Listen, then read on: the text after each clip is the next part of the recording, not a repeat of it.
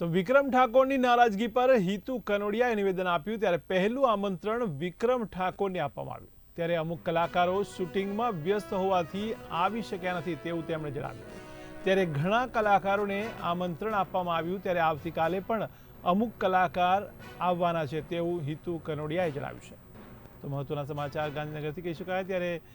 વિક્રમ ઠાકોરની નારાજગી પર હિતુ કનોડિયાએ નિવેદન આપ્યું છે ત્યારે પહેલું આમંત્રણ વિક્રમ ઠાકોરને આપવામાં આવ્યું હતું જો કે અમુક કલાકારો શૂટિંગમાં વ્યસ્ત હોવાથી આવી શક્યા નથી।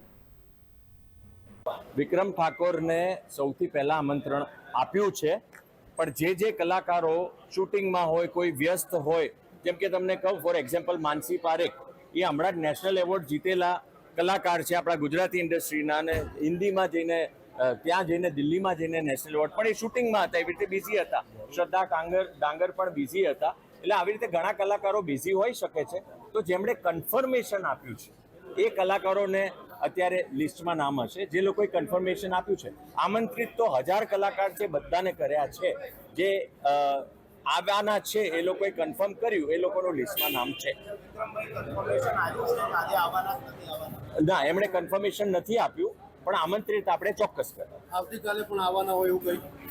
આવતીકાલ માટે પણ એમને આમંત્રણ આપેલું છે કન્ફર્મેશનની રાહ જોવે છે કાલ માટે।